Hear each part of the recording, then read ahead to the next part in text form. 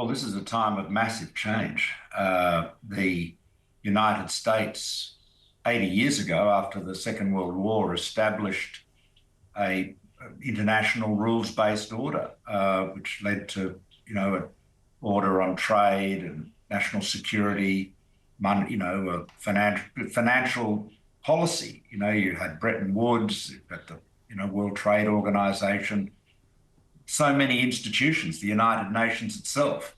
And what we're seeing now is the United States withdrawing from that. So, for countries like Australia and New Zealand, we are confronted with a United States with whom we shared the same values for 80 years, now no longer sharing those values. I mean, Donald Trump's values are might is right. I mean, as he posted on his Truth Social site just a few days ago, the golden rule of negotiating is he who has the most gold makes the rules. I mean, that's might is right. Now, everything we've sought to do since the Second World War, we being the free world, the democratic world, has been to ensure that might is not right and that the rights of smaller countries like New Zealand, like Australia, are protected. Now, look what Trump was doing to Canada, threatening a really swingeing economic coercion against Canada, and saying the border between Canada and the United States is a fiction, that Canada should be the 51st state. Look what he's done to Denmark, a NATO ally, saying that he is going to get Greenland one way or the other. You could go on. Look at the war in Ukraine, where instead of using his immense power to put pressure on Putin to come to the negotiating table, he's punched down, humiliated, withdrawn military support and intelligence sharing from Ukraine, the weaker party, the wrong party, the victim. So, we have to be clear-eyed about this. This is not the United States we have grown up with. I mean, Trump's values are more closely aligned with that of Vladimir Putin than they are with any of his predecessors in modern times, Democratic or Republican. Lawrence Wong, the Prime Minister of Singapore, has spoken recently, very recently, and very strongly about these massive changes that have been wrought by Trump's international policies. And we've all seen in the stock markets, what his tariff war, his tariff war against everybody has wrought in terms of the impact on financial markets. So this is a time of enormous disruption. And I think the challenge for Australia and New Zealand is we have got to look to a world where there is no longer American leadership in the way there was before. I'm going to get onto some of that detail in a moment, but I'm interested for your analysis in shaping geopolitical, trade and security policy at the moment. Can countries like Australia and New Zealand trust the United States? Well, I think you can trust the United States to act in its own self-interest, but the problem is a lot of what Trump is doing, many people would say, is not in America's interest. I mean, plainly, you've got the risk of a recession in the United States has dramatically increased as a result of his trade policies. So, but I guess we're dealing with a government and an administration that is very, very focused on America first. That's their agenda. Of course. So in a sense, Trump is a very honest politician in that he is actually saying the quiet bits out loud. Because for years, people who've been cynical about America have said, they go on with all this idealism about democracy and the rule of law, but, they only believe it when it suits them, and they basically do whatever they like. That's what the cynics have said. And look, let's be honest, America has been an imperfect practitioner of its own values, if you know what I mean. But now Trump isn't even pretending to have those values. And that's the big challenge that we've got to come to grips with. So would a switch back to a more conventional type president and administration in 3.5 or 4 years' time, would that change the equation? Or when it comes to reliability and trust that New Zealand and Australia can have in United States leadership, is the damage done? Well, a lot of damage is done.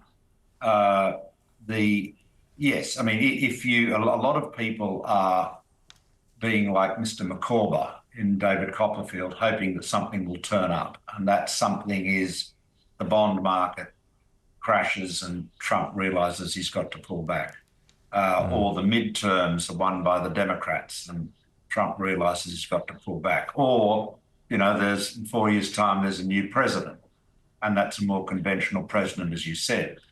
Look, I guess all of those things could improve the situation, but I think so much trust has been lost. Trust, and you see this this applies in international affairs just as it does in personal relationships. Trust takes a long time to build up, but it can be lost very quickly. And I don't see, even if the next president were, a conventional president who, was closer to Barack Obama and, Bill Clinton or even George W. Bush than to Donald Trump. I think there's so much trust has been lost. And of course, the reality is that Trump is not just a one-man band. I mean, the MAGA movement is big, it's real. There is a younger generation, including J.D. Vance, who are coming up behind him. So his second presidency is different to his first. In his first, it was a bit of a fluke. He didn't think he was going to win. Most people didn't think he was going to win. He didn't control the Republican Party. He wasn't prepared. So he hired a lot of people, some of whom were very good, and then he fell out with them because they weren't prepared to tell him what he wanted to hear. This time around, he has won. He's won the popular vote and the Electoral College. He controls the Republican Party with an iron fist. They're all terrified of him. And he's surrounded himself with people chosen on the basis of their loyalty, who will tell him what he wants to hear and do what he wants and carry out his agenda. So Trump, too, is much more empowered than Trump 1. So your message is that countries like New Zealand and Australia need to get used to a world without strong US leadership and without maybe the faith in international institutions that have traditionally had the US backing. So there are two dimensions we want to focus on, trade and security. Let's start with trade. Why haven't we yet seen a more coordinated response to Donald Trump's tariffs? Well, I think it's early days. And of course, he keeps on changing them. So, but the answer plainly, I think, is that countries like Australia and New Zealand that do believe in free trade, that do believe in a rules-based trading system, have got to work together and with other countries that share those views, European Union being one of them, for example, to really develop an alternative order. We've got a very good example that Australia and New Zealand had a very big role in, which is the Trans-Pacific Partnership. I mean, that was an Obama-era initiative, strongly pushed by the Americans, although its origins are actually in discussions between Singapore and New Zealand way back in time. But anyway, it was very much Obama's initiative. Trump got elected, Trump pulled out of it. And then actually it was in Lima, in Peru, at the end of 2016, that John Key and I were having a beer at the, whatever pub we were in Lima. And we came to the view that we should keep going with the Trans-Pacific Partnership. And John said, we were talking about it, and John said, well, everyone will say we're flogging a dead horse. And we thought about that, and we concluded that being animal lovers, that if the horse was indeed dead, then nobody could object to the flogging. So we had nothing to lose. And, a few months after that, I persuaded Shinzo Abe, He was initially very reluctant that we should stick with it. And so we did.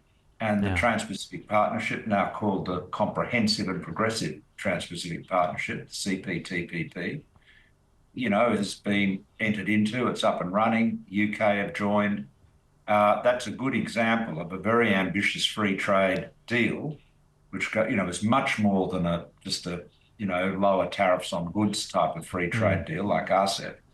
And it doesn't involve the US. And I think we've just got to do a lot more than that. And it's a big deal. I mean, you've got Japan, you've got Canada, Mexico, Chile, Peru, New Zealand, Australia, Malaysia, Singapore, Vietnam, and others. And I think that is the type of exercise that we're going to have to embark on. We're going to have to, we're not rejecting the US, right? It's the US is withdrawing from a global leadership role. I mean, Steve Bannon, who was, one of Trump's sort of, close friends and architects, of Trumpism.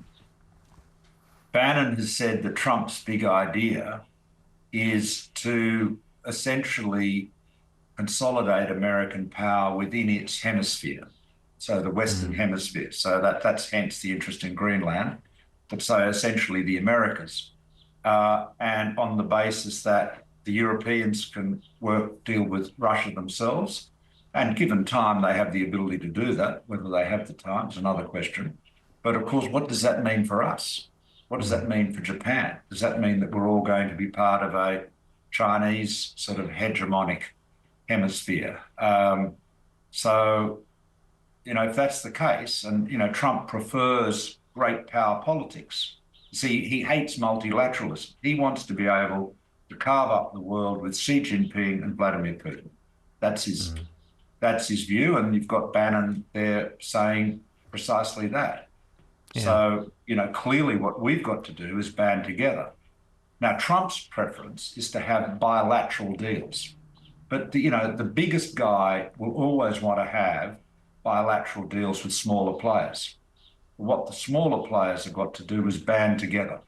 There's strength in numbers.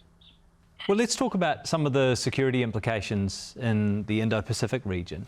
In your view, was it a mistake for Australia to sign up to AUKUS?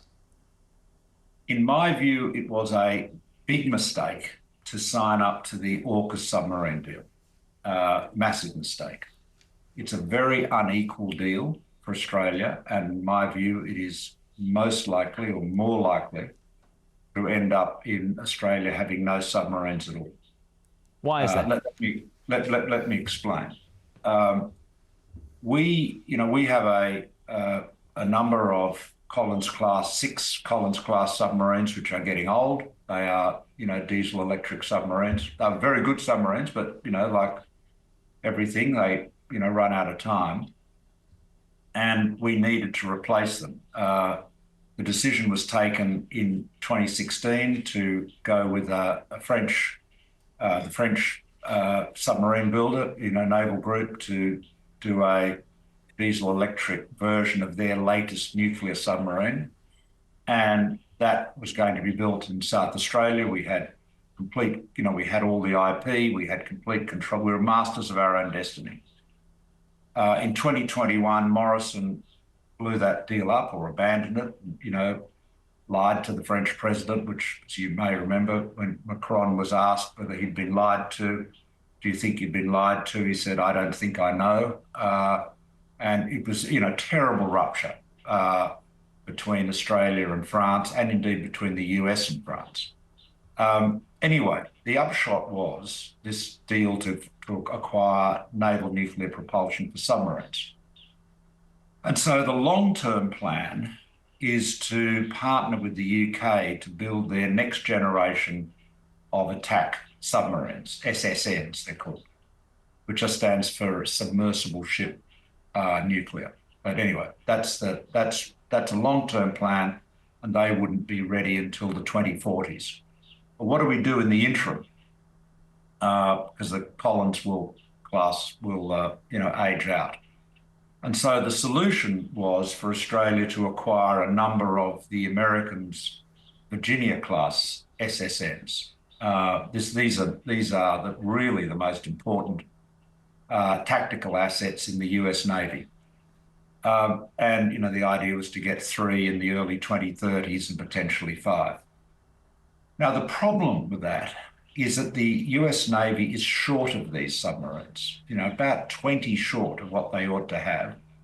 And their shipbuilding industry is producing about half as many as they need to be producing. They've been trying for years to get the rate of production up, but with no success.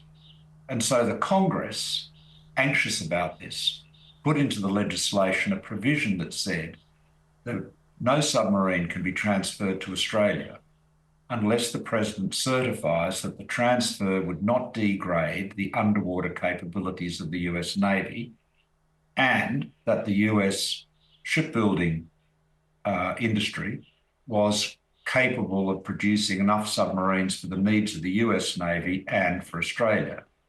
Now, if that certificate was sought today, the President couldn't sign it, right? Absolutely couldn't sign it.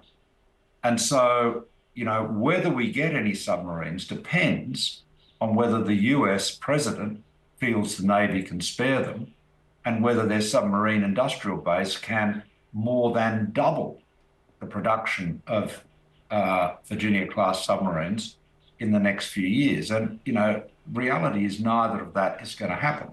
So this is a really bad deal, a shocking deal, so asymmetric because all of the risk is on us. We're giving the Americans $3 billion US, but we have no assurance that we'll get any submarines.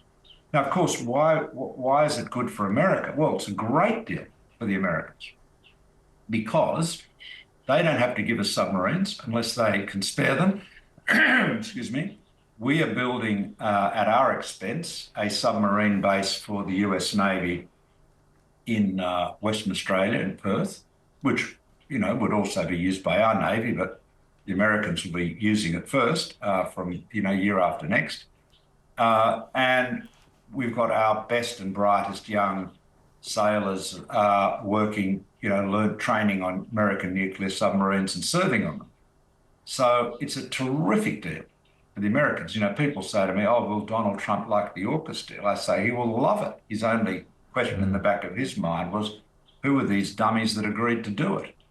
And so I think AUKUS Pillar 1 submarine deal is an absolute shocker for us. But we don't have a lot of alternatives. So there it is. That's the I'm afraid the unvarnished facts about it. And when you talk to people in the government here, in the military area here, they are literally down to hope. And they're saying things like, I had a conference about this the other day, and former senior Secretary of the Defense Department said, "Oh, it's very unhelpful when you keep asking these difficult questions." Well, it's a bit, we're a bit like this is an emperor has no clothes situation where no one's allowed to tell the truth about it. So it's bad. AUKUS Pillar 2, on the other hand, is a partnership between Australia, UK, and US to collaborate on new technologies that are relevant to defence. There's nothing wrong with that. That's a perfectly good idea. I mean, that's great. And I think, and other countries like South Korea and Japan have expressed interest in being part of it. There hasn't been a lot of progress on it, though. Neither of the 3 countries have invested very much in it, and it's difficult to point to any real progress. So I would say AUKUS Pillar 2 is a good idea, but good in theory, but the practice is yet to be demonstrated. Strategically, would it make sense for New Zealand to join AUKUS Pillar 2, especially when arguably that more closely aligns us with the United States, which you began by starting this interview and saying is a less reliable partner than in the past? Well, look, I don't think it'd do you, it's a technology sharing exercise. I don't think it'd do you any harm to join it. It's a bit like the Five Eyes, the intelligence sharing arrangement between the signals intelligence agencies of US, UK, Canada, Australia, and New Zealand. New Zealand. Wouldn't it? Sorry to interrupt. Wouldn't it antagonise New Zealand's largest trading partner? Well, it has been described as a containment strategy for China by some, and so wouldn't that potentially damage those relationships? Yeah, I think it. Well, it might, but to be honest, I don't think AUKUS Pillar One. You could draw a very long bow and say that's part of a containment strategy. Really, it's designed to give the Americans a submarine base in Western Australia, and if the Yanks can spare the submarines, give Australia some nuclear-powered submarines themselves.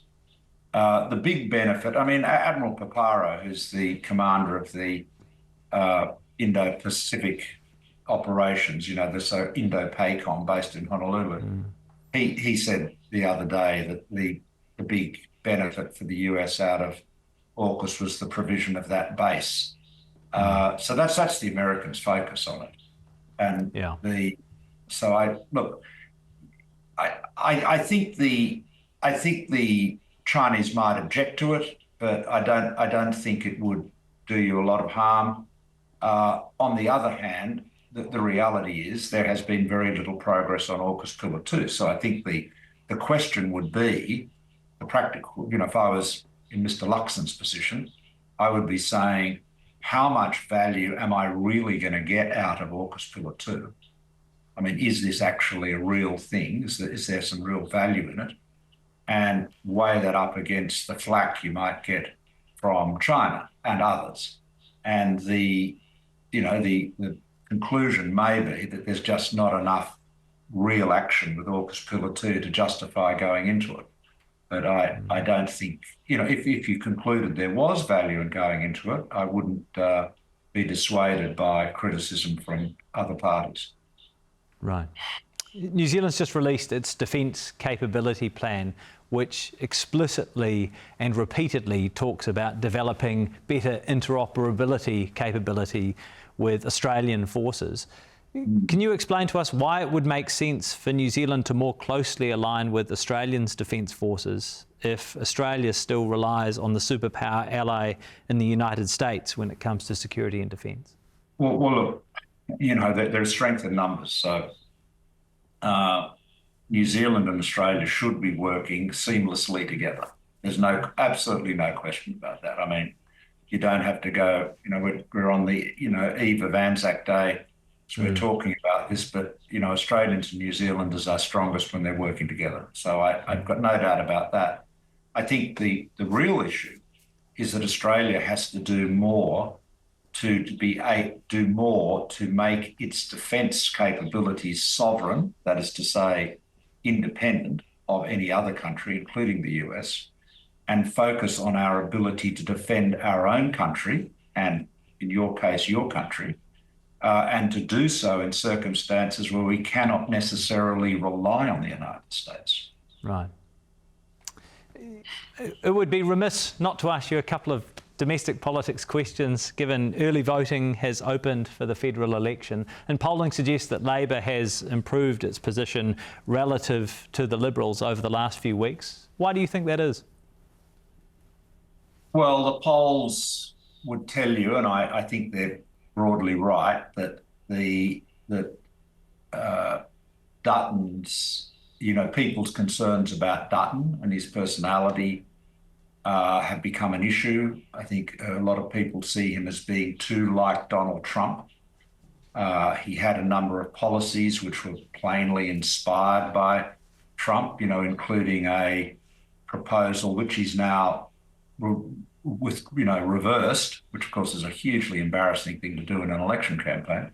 But he had a proposal to ban work from home for the public service. And, a lot of people do work from home, and really most people would say that's a matter for employers to manage. It's got pluses and has got advantages. It's managed well. So that was very negative for him. He's got a proposal for the Australian government to build a series of nuclear reactors sometime in the future, which is just, a culture war policy. It doesn't make sense economically. It is completely and utterly friendless. There's no one in the energy sector or the business community that supports it. There's certainly no one in the energy sector saying we'd like to do it.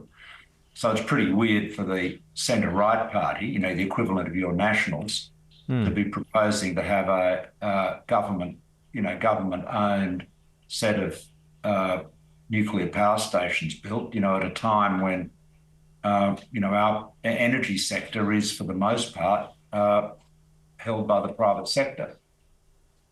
So I think his problems have been both, risks, concerns about him, and also some policies, and the nuclear policy has been a very big negative. So I can't recall an election campaign in which a party has gone backwards by as much in the course of the campaign. I mean, like you, we have short campaigns. They're 5 weeks normally, but I had an 8-week campaign in 2016, which no one's ever forgiven me for, but that was for arcane constitutional reasons I won't bore you with. So they're normally 5 weeks. And so normally the movements in the course of the campaign are quite small, but this has been pretty marked. But, it's 10 days till polling day. And although, as you say, people are voting, by the time we get to May the 3rd, we would expect close to half of the electorate to have voted. I know there's been a lot of attention on the so-called teal independents over the last few years. Dare I be very cheeky and ask, will you vote for a Liberal candidate in this election? Well, look, I'm a great believer in the fact that it's a secret ballot, and so I've always respected that. I don't ask people how they'll vote, and I always say it's a secret ballot. But the teals are a very interesting phenomenon. And by the way, they all hate being called teals because they're all community independents and they're not a party. So we've got in Australia, we've got compulsory voting and we've got preferential voting, as you probably know.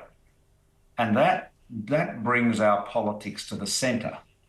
Now, this I think has been a big problem for Dutton, by the way, because if your political inspiration and your policies are coming out of the bubble of right-wing populist media, like Sky News, Australia, like the Murdoch tabloids, like some of our shock jock, radio stations like 2GB in Sydney. And the counterpart to that in America is Fox News, obviously. But if you're getting your policy ideas out of that and you're seeking to win the approval of that type of media, then you go out into the election campaign and everyone has to vote. I mean, 2 or 3% of all the people on the electoral roll will vote. And we like voting in Australia. When I had the totally voluntary postal ballot on legalising gay marriage in 2017, 80% voted. It's completely voluntary. So Australians like to vote. So then you've got preferential voting. And what that means is that if a party, in this case the Liberal Party, is seen as moving too far to the right, too far to one extreme, people have got an option, and independent can come through the centre. And so the mathematics of it was that in most of these so-called teal seats, what happened was the Liberal incumbent, these are safe Liberal seats, including my old seat at Wentworth, the Liberal incumbent whose vote had been, say, 50% or a bit over 50% primary vote, his primary vote comes down to 40% or even a wee bit less. The independent's primary vote, which is disgruntled Liberals, Labor people, Greens people, gets, say, to 30%. Now, in a first-past-the-post system like the UK, the Liberal would still win. But with preferential voting, that independent is sitting on 30, gets Labor preferences, Green preferences, and then comes over the top and wins. And so the you know, we're really proud of our electoral system. We've had these features for 100 years, but they do bring politics to the centre. And so if you want to run off to the right to gratify your, you know, crazier people who are members of your party or crazier people in the media, you run the risk of alienating the central ground and actually losing on election day.